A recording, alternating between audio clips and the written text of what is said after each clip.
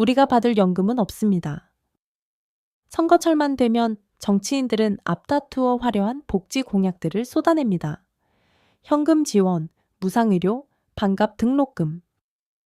듣기만 해도 달콤하죠. 하지만 그 돈, 대체 어디서 나오는 걸까요? 다른 정책들은 내 삶에 당장 와닿지 않지만 통장에 꽂히는 복지 지원금은 즉각적입니다. 그래서 우리는 환호합니다. 현재 OECD 국가들은 평균적으로 GDP의 21%를 복지에 쏟아붓고 있습니다. 국가가 시민을 빈곤과 질병으로부터 지켜준다는 약속. 이 숭고한 약속은 이제 현대 사회의 당연한 권리가 되었습니다. 탄. 심지어 세금 내기를 끔찍이 싫어하는 사람조차 복지를 없애자고는 말하지 못하죠. 하지만 여러분, 우리가 굳게 믿고 있는 이 견고해 보이는 복지 시스템이 사실은 시한폭탄이라면 믿으시겠습니까? 자본주의의 차가운 민낯을 가려주고 치명적인 부작용을 치료해온 것은 분명 복지입니다. 복지가 없었다면 폭동이 일어났을지도 모를 일이죠. 그런데 이 인류 최고의 발명품이라 불리는 이 제도가 지금 산소호흡기를 달고 있습니다. 정확히 말하면 복지라는 이념이 아니라 100년 전에 만들어진 낡은 제도가 한계에 부딪힌 겁니다. 복지 예산의 3분의 2는 어디에 쓰일까요? 바로 연금과 의료비입니다. 한번 혜택을 맛본 사람들은 더 많은 것을 요구합니다. 수요는 폭발하는데 고가는 비어갑니다. 그 결과가 무엇일까요? 2024년 기준 전 세계 공공부채는 무려 100조 달러를 돌파했습니다. 우리 돈으로 13경원이 넘는 상상조차 안 되는 빚더미입니다. 2030년이 되면 전 세계 부채가 전 세계 GDP와 맞먹게 됩니다. 벌어들이는 돈 전부를 빚 갚는 데 써야 한다는 뜻이죠. 정치인들은 복지를 너무 많이 해서 그렇다며 남 탓을 하지만 본질은 그게 아닙니다. 애초에 이 제도는 지금의 세상을 위해 설계된 게 아니었기 때문입니다. 시간을 19세기 후반 독일로 돌려보겠습니다. 현대적 복지 제도를 처음 만든 사람은 철혈재상 오토 폰 비스마르크입니다. 늙고 병든 노동자를 국가가 책임진다. 정말 아름다운 이념이죠? 하지만 진실은 조금 달랐습니다. 당시 독일은 급격한 산업화로 수백만 명의 농민이 도시빈민으로 전락했습니다. 근로기준법, 그런 건 없었죠. 쥐어짜이는 노동자들 사이에서 사회주의가 들불처럼 번져나갔습니다. 비스마르크는 혁명의 단두대에 오르기 전에 노동자들의 입을 막을 당근이 필요했습니다. 그렇게 탄생한 것이 바로 세계 최초의 연금 제도입니다. 그런데 여기서 소름 돋는 사실이 하나 있습니다. 당시 비스마르크가 정한 연금 수령 나이는 70세였습니다. 당시 독일인의 평균 수명이 몇 살이었는지 아십니까? 고작 45세였습니다. 영아 사망률을 감안하더라도 70세까지 살아서 연금을 타가는 사람은 극소수였습니다.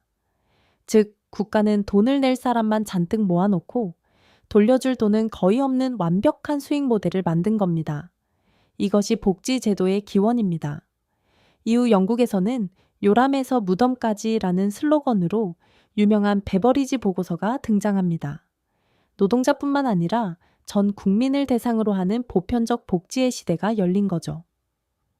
북유럽 국가들은 세계 최고 수준의 복지 국가를 건설했습니다. 사람들은 세금 내는 것을 아까워하지 않았습니다. 왜냐고요? 낸 것보다 훨씬 더 많이 돌려받을 거라는 확고한 믿음이 있었으니까요. 자, 그렇다면 도대체 사람들은 왜 이 제도가 영원할 거라고 믿었을까요? 이어 폰지 사기 같은 구조가 유지되기 위해선 세 가지 완벽한 조건이 필요했습니다. 첫째, 돈을 받을 노인보다 돈을 낼 청년이 압도적으로 많아야 합니다. 당시엔 완벽한 피라미드형 인구 구조였고 베이비붐 세대가 태어나고 있었죠. 둘째, 경제가 미친 듯이 성장해야 합니다.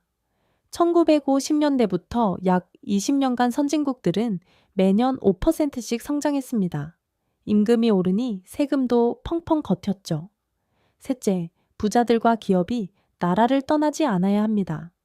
당시는 글로벌화 이전이라 자본이 국경을 넘기 어려웠습니다. 이 세 가지 조건이 맞아떨어지던 시절 복지국가는 말 그대로 지상 낙원이었습니다. 하지만 달콤한 꿈은 오일 쇼크와 함께 산산조각 났습니다. 저성장의 늪에 빠지자 세금은 줄고 실업급여는 폭발했습니다. 게다가 진짜 재앙은 따로 있었습니다. 바로 글로벌화와 인구 구조의 붕괴입니다. 돈 많은 부자들과 거대 기업들은 세금이 비싼 나라를 버리고 떠나기 시작했습니다. 버튼 하나면 수조 원이 국경을 넘나드는 시대가 온 거죠. 더 이상 복지를 위해 부자들의 주머니를 함부로 털 수 없게 되었습니다. 그리고 가장 치명적인 타격. 한국을 포함한 선진국의 사람들이 아이를 낳지 않기 시작했습니다. 2026년 현재 대한민국의 출산율은 0.6명대라는 처참한 수준입니다. 반면 의료기술의 발달로 수명은 80세를 훌쩍 넘겼죠. 돈을 낼 청년은 사라지고 돈을 받을 노인만 산더미처럼 쌓여가는 역피라미드. 불과 몇십 년 만에 복지 제도를 지탱하던 세 가지 기둥이 완전히 박살난 것입니다. 애초에 일찍 죽는 사람들을 전제로 만든 제도가 모두가 100살까지 사는 세상에서 버텨낼 재간이 있을까요? 이제 복지 제도는 수학적으로 유지가 불가능한 좀비 상태가 되었습니다. 상황이 이 지경인데도 정치인들은 왜 근본적인 개혁을 하지 않을까요? 답은 간단합니다. 표가 떨어지니까요. 고도화 사회에서는 노인들의 머릿수가 곧 권력입니다. 혜택을 줄이겠다고 말하는 순간 그 정치인의 생명은 끝납니다. 결국 폭탄 돌리기가 시작된 거죠. 지금 대한민국의 2030 청년들은 분노하고 있습니다. 우리는 평생 뼈 빠지게 연금을 내기만 하고 나중엔 한 푼도 못 받는 것 아니냐는 공포가 현실이 되고 있으니까요. 프랑스에서는 연금 수령 나이를 고작 2년 늦추려다가 나라 전체가 마비되는 폭동이 일어났고, 영국에서는 무상 의료를 받기 위해 수백만 명이 병원 대기 명단에서 죽어가고 있습니다. 세대 간의 약속이 깨졌습니다. 청년들은 노인들을 부양할 의무를 거부하고 노인들은 평생 일해온 정당한 대가를 내놓으라고 맞섭니다. 이것은 단순한 재정 문제가 아닙니다. 한 국가를 지탱하는 세대 간의 신뢰가 무너지는 끔찍한 사회적 내전의 시작입니다. 이제 우리는 불편한 진실을 마주해야 합니다. 과거의 복지국가는 끝났습니다. 출산율이 기적적으로 반등을 한다고 해도 이미 늦었습니다. 우리에게 남은 선택지는 단 두 가지뿐이다. 누더기가 된 제도를 억지로 꿰매며 다 같이 서서히 가라앉거나 아니면 백지 상태에서 완전히 새로운 사회적 합의를 만들어내는 것입니다. 많이 되고 적게 받는 것 피할 수 없습니다. 연금을 늦게 받는 것 당연히 받아들여야 합니다. 하지만 이 고통을 청년 세대에게만 전가한다면 그 국가는 미래가 없습니다. 기성세대는 기득권을 양보하고 청년 세대는 부양의 짐을 나누어 지는 뼈를 깎는 대화가 필요합니다. 단순한 증세나 감세의 문제가 아닙니다. 이것은 국가의 생존이 걸린 자해 설계입니다. 여러분, 우리는 지금 타이타닉 회 타고 있습니다. 빙산은 이미 코앞에 다가왔습니다. 선장과 선원들을 욕하며 싸울 시간이 없습니다. 이제는 모두가 구명보트를 어떻게 나눌지, 차가운 바다에서 어떻게 살아남을지 합의해야 할 때입니다. 100년 된 복지제도의 한계, 여러분은 이 위기를 어떻게